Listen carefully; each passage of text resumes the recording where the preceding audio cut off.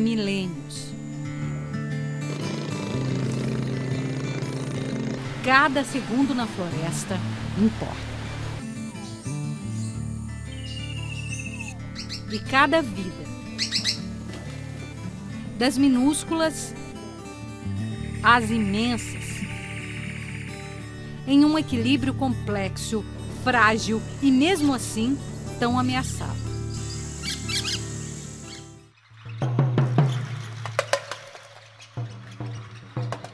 A taxa de desmatamento na Amazônia Legal brasileira teve um aumento de quase 22% em um ano, de acordo com o Instituto Nacional de Pesquisas Espaciais.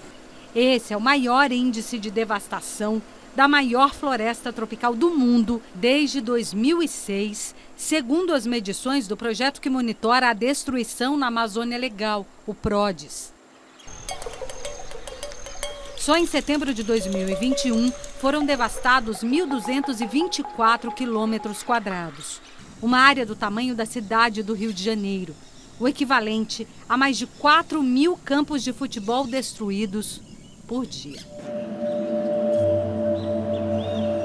Para chegar ao novo Arco do Desmatamento, saímos de Porto Velho, em Rondônia. Cruzamos o Rio Madeira, endereço oficial do garimpo ilegal. A gente tem uma associação de garimpeiro, que aí se fala que a gente compra aquele ouro da gente, mas você tem que pagar, tem que tirar a carteira de garimpeiro, você tem que ser associado naquilo ali, pagar todos os impostos. E com tudo isso que você paga o imposto dessa associação, da cooperativa, às vezes quando você é pego com ouro, você ainda é preso. Cada fiança nossa que num garimpeiro vai ser preso é 10 mil reais para nós sair. Se às vezes a gente faz 2 mil reais, como é que nós vamos conseguir sair da cadeia para pagar isso aí? Muitas vezes aqui a gente está aqui, a polícia no meio do rio aí, ó, é preciso nós pular dentro de um rio desse aí com medo de ir preso. É arriscado até nós perder a vida. A exploração ilegal de ouro foi escancarada para o mundo no fim de 2021, quando centenas de balsas e dragas se reuniram em um único ponto do rio. Mas para o seu Adriano, já não é novidade. Todos os garimpeiros que tem, eu acho que tem para mais de milhões de garimpeiros já. Tem criança que mora em cima de uma balsinha dessa porque o cara não tem uma casa para morar.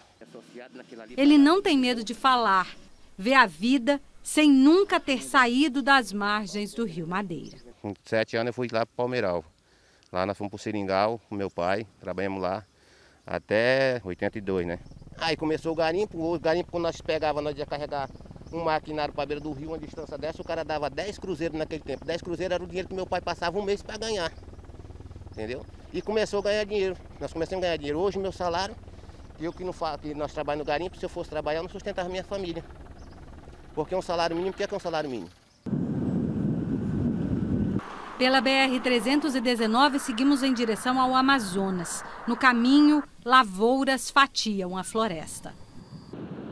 A estrada em si já é o endereço da discórdia. Essa estrada ela é muito importante, né, para transporte e o cuidado também extremo com a mata, né? Eu não sei como é que vai ser feito, né? Aí já é questão de engenharia. Mas é muito importante que ela seja pavimentada. Eu acho que deveria a gente pegar a estrada na boa até Manaus, né? Ter uma boa recuperação para a gente poder estar indo, né? Vendo o lado dos moradores daquela região, eles sentem sim a necessidade da pavimentação, mas é claro que a gente tem que fazer um plano antes disso para que não ocorra de uma forma desorganizada. A BR-319 ela traz um impacto direto nas terras indígenas. Infelizmente, ela não tem viabilidade econômica, não tem viabilidade ambiental. E o único objetivo ali é o lucro fácil e dar dinheiro para o monopólio do transporte, né?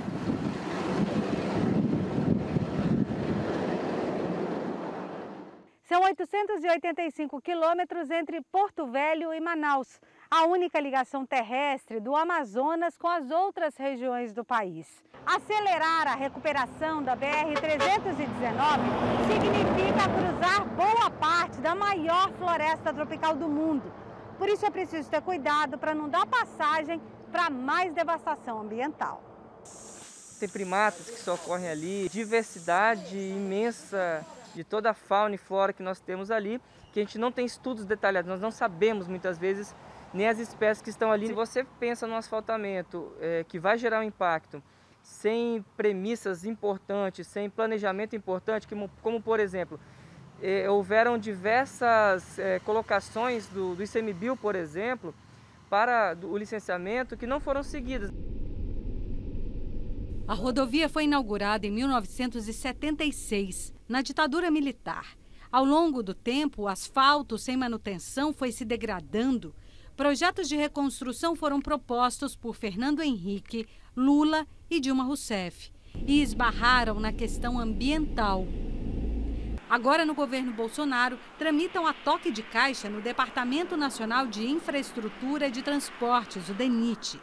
Em Porto Velho, a ponte que liga o centro à rodovia está pronta, sobre o Rio Madeira. E as obras de repavimentação começaram.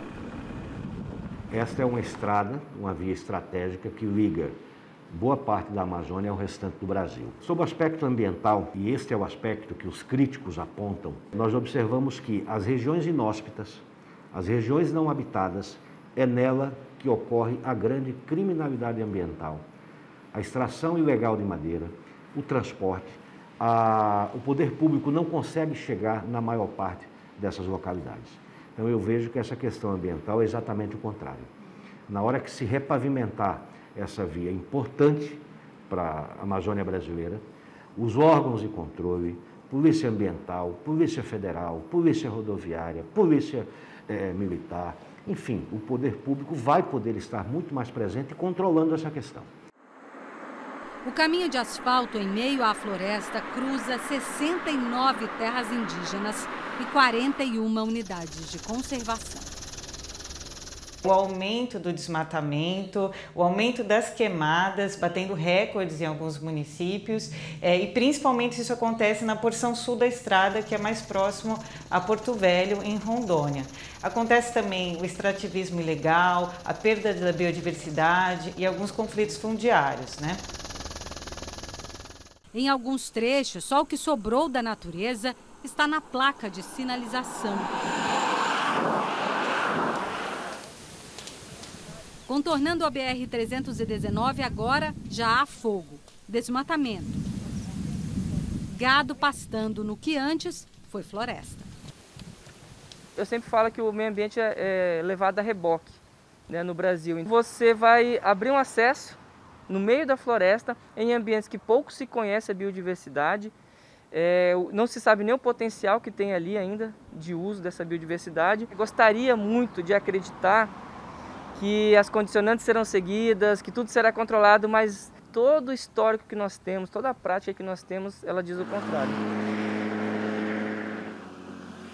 A região entre os 3 estados está se tornando conhecida como um novo polo de desmatamento e já tem até nome. A Macro, a união das siglas de Amazonas, Acre e Rondônia. A destruição da floresta é motivada pela extração de madeira ilegal, muitas vezes em terras públicas, para dar lugar à pecuária e à soja. Encontrar cenas assim não tem sido raro.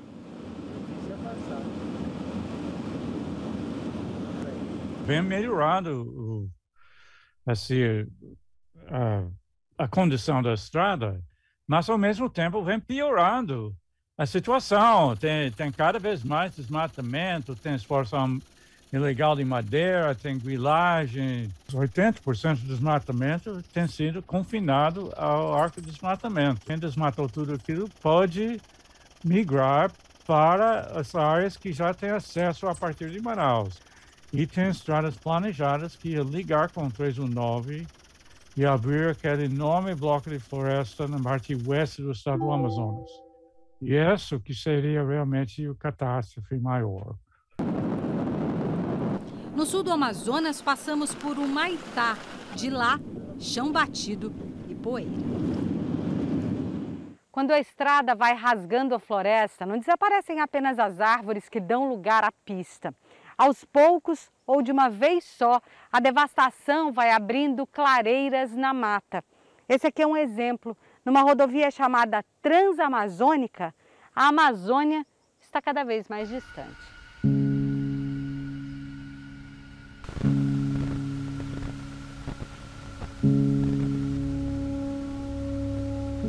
O que acontece depois de abrir uma estrada, em grande parte fora do controle do governo. O governo decide fazer a estrada, mas depois de aberto, são milhares de pessoas independentes que vão decidir se vão invadir, se vão desmatar, etc.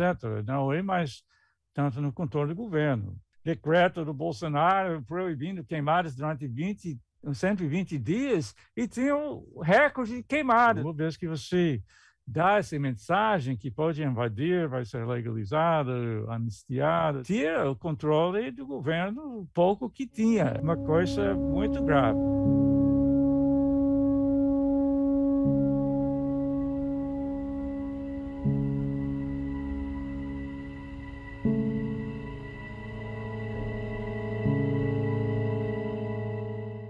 O sistema agroflorestal é uma técnica que mostra ser possível produzir alimentos sem derrubar uma árvore sequer. Eu estou ameaçada de morte, então nós tivemos que adaptar todo o escritório.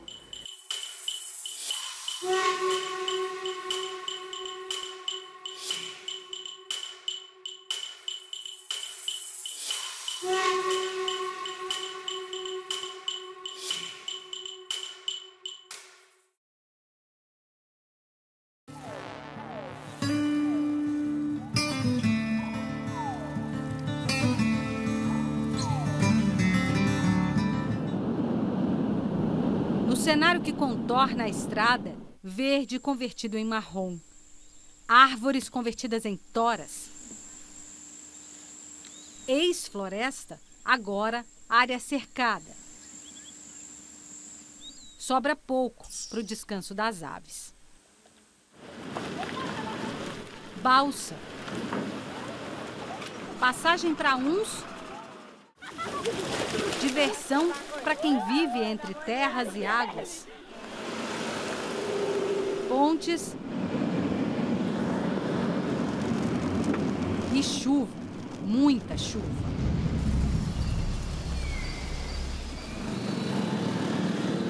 Até chegar em Lábrea, 400 quilômetros e muitos pássaros depois. Fundada em 1881, às margens do Rio Purus, a cidade é famosa pela paróquia de Nossa Senhora de Nazaré e por ter motos transportando 1, 2, 3, 4 pessoas,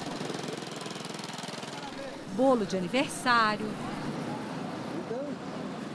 cachorro e nenhum capacete. Lábrea também ficou conhecida num ranking devastador, o das cidades amazônicas que mais desmata. A floresta amazônica, ela já perdeu cerca de 17 a 18% de sua área com desmatamento, corte raso, e outros 17% são áreas degradadas. Para se explorar madeiras valiosas, por exemplo, o ipê, mogno, etc., um trator vai, abre uma estradinha e para aquela máquina que coleta a madeira, e depois eles fazem os pátios, que é onde chegam os caminhões para levar aquela madeira. Então, esse é o começo do processo de degradação. E aí, quando você abre uma área de floresta, você torna a floresta úmida muito vulnerável ao fogo. Só em setembro de 2021, a área devastada por queimadas equivale a quase 15.000 campos de futebol. De janeiro a 18 de setembro, foram 2.946 focos de calor registrados em Lábrea. Tem um grande estoque de carbono na floresta e também no solo embaixo da floresta. Então, se isso for transformado em outra coisa, pastagem, etc., com desmatamento, ou com degradação, incêndios florestais, etc., você acaba destruindo a floresta e vira algum tipo de savana, outra coisa que não é floresta. Isso se traduz em grande emissão de carbono. Maior ainda é o problema de ter um enorme estoque ainda na floresta que não foi desmatada. Então, é um fator importante em poder empurrar o sistema climático global, passar num ponto de não retorno, onde fica fora do controle. O mundo fica mais quente, aí mata mais árvores, tem mais incêndios, e mais quente ainda, etc., e vai embora. Passando o ponto onde é possível para a ação humana controlar o efeito estufa, é muito perto. Toda a humanidade, com combustível fóssil, desmatamento, está liberando 13 bilhões de carbono por ano. Então, o máximo que podemos fazer é não emitir mais nada. A gente não queima litro de petróleo, não corta mais uma árvore, só 13 bilhões de toneladas. Então, a Amazônia está no centro disso, porque nós temos esse enorme estoque de carbono. Do lado de cá, um extenso buraco, profundo, sem vida. Do lado de lá, floresta farta, pujante. Olha o tamanho da bicha lá, hein? É a vida em equilíbrio na mata resguardada pela população apurinã. Os índios são os conservadores da natureza. E a maioria deles não são valorizados, que nem devia ser. E isso era para ter muito valor, os indígenas, porque nós somos conservadores. O que a Dona Maria percebe no quintal de casa, a Organização das Nações Unidas reconhece para todo o planeta. Os povos indígenas são os melhores guardiões das florestas da América Latina e do Caribe, quando comparados aos responsáveis por outras florestas da região.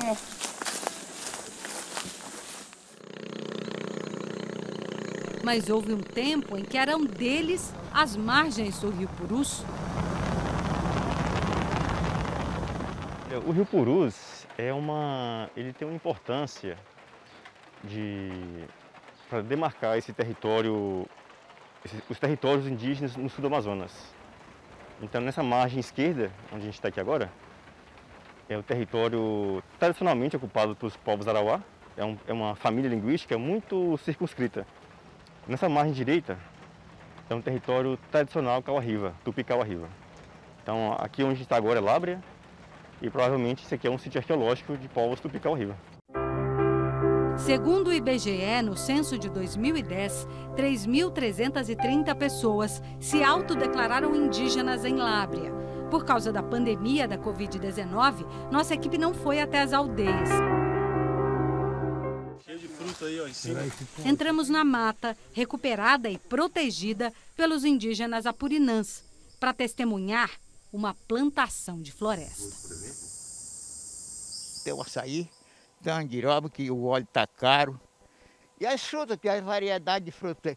Tem o pupô, tem o cacau que está aí de trás dele aí, ó. Isso é um pé de cacau. Cacique Marcelino Apurinã foi registrado como Francisco Jacinto. Vem de uma longa linhagem de homens da terra. Velho, meu pai, avô, né, aquela tradição, dava. A gente plantava, botava um roçado de roça, enchia de roça. Lá plantava 2, 3 pés de banana, era suficiente. Plantava 3 de cará, assim por diante. 2 pés de cajueiro, pronto, isso era o safo do índio. No tempo dos meus avós, pai, isso aqui servia, isso aqui se prepinava, ela fica bonito, fica bem pretinho, prepinava todinho com machado, cortava, tinha, dava 2, 3 palmos de largura, fazia, assoalhava, que era para assoalhar a casa. No passado, vamos dizer, quando a nossa descendente, que não tinha conhecimento com a população branca, que existe hoje as coisas, então o ralo dele, né, o ralo, era da pachuba, barrigudo, serra para relar mandioca, né? Recebendo tanto da Amazônia, os indígenas decidiram retribuir. Passaram a recuperar a própria casa. Desde 2011, contam com a ajuda da ONG Operação Amazônia Nativa para plantar a ideia do sistema agroflorestal. Para os íntimos, SAF. O SAF é variedade de plantas em conjunto, né? Porque, vamos dizer, que antes nós fazíamos só quase a manicultura de roça. Hoje não, é uma variedade de planta que tem. O sistema agroflorestal é uma técnica que mostra ser possível produzir alimentos sem derrubar uma árvore sequer. É a própria floresta que assegura nutrientes e proteção para o cultivo. E o que vem da terra garante mesa farta o ano inteiro. Vem mais bichos, vem mais pássaros, passarinhos, fica cantando amanhecer do dia, a tardezinha para chegar à noite, os passarinhos ficam cantando. Mapati, a uva da Amazônia. Cacau, mandioca, açaí, abacaxi crescem à sombra da floresta. As folhas e galhos que caem no dançar das estações não são removidas, viram adubo natural. Quanto mais cobertura, melhor é para as plantas, porque quando bater o verão, ele já está dissolvendo, decopando, e fica melhor, serve de alimento para as plantas. Para conservar essa terra, adubar ela. Então a terra adubada tem oportunidade de tudo que você plantar, dá. Só não dá na terra aquilo que a gente não planta. O SAF, ele traz, é uma imitação da floresta, né? Então dentro da agrofloresta, a temperatura daqui para uma área aberta você pode sentir que é pelo menos de 10 graus. Né? Então a gente traz carbono, né? A gente incorpora carbono na biomassa, a gente traz animais para o sistema, né? Essa biodiversidade é bem-vinda e contribui para o desenvolvimento do sistema. O que não é consumido pelas aldeias gera renda, como o urucum, que processado dá origem ao coloral, famoso na região. É gente dependendo do que vem da terra. E a natureza fazendo parte da vida e de cada tradição. Faz é mascar essa folha aqui. Masca a folha, nas noites de chigané, de festa, a gente apanha a árvore e dançava, ia dançar e ir mascando aquilo.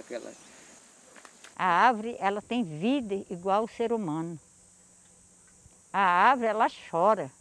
E tem tanta gente que destrói a árvore, às vezes por brincadeira, sem precisão, e não dá valor.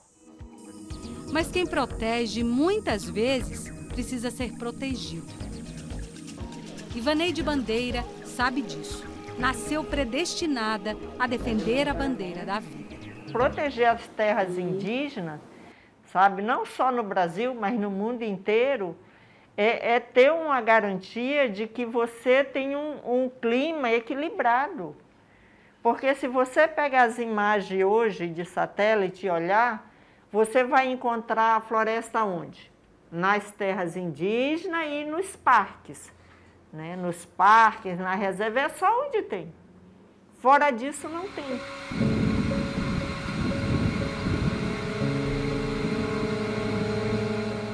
Então, você precisa proteger as terras indígenas, os parques, os quilombos, porque nos quilombos também tem floresta, né? Então tem que proteger os quilombolas, tem que proteger os seringueiros, extrativistas, que é lá onde estão. E se você pensar que a descoberta para uma série de doenças para a humanidade pode estar dentro dessas florestas, isso é mais do que um motivo para protegê-las. Por dedicar a vida a proteger a floresta e seus ancestrais habitantes, ela vê a própria vida ameaçada. Eu estou ameaçada de morte, então nós tivemos que adaptar todo o escritório e toda a minha casa para poder, por conta das ameaças. Os caras que estão me ameaçando subiram por aqui, entraram aqui em cima atrás de mim. E aí as ameaças foram piorando e por isso que a gente teve que adaptar tudo. Se você olhar, está cheio de câmera em tudo quanto é canto. Aqui, lá fora, lá embaixo. Por conta de poder observar para proteção mesmo.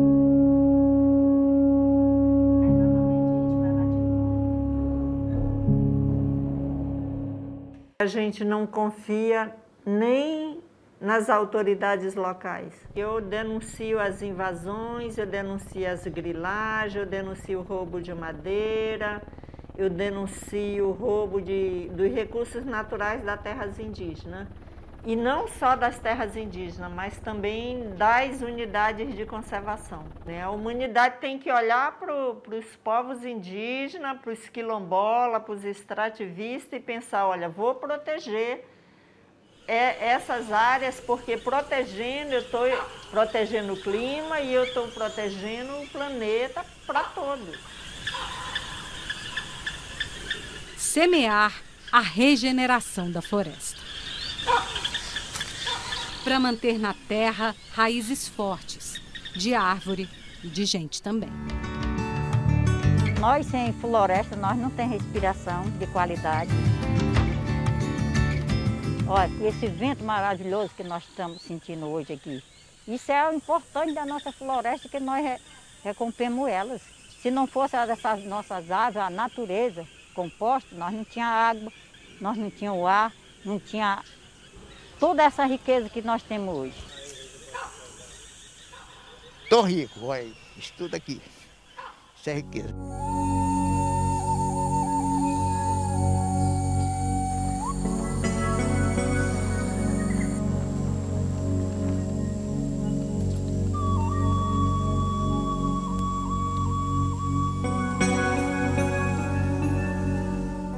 A própria imagem da castanheira já é um reflexo do desmatamento.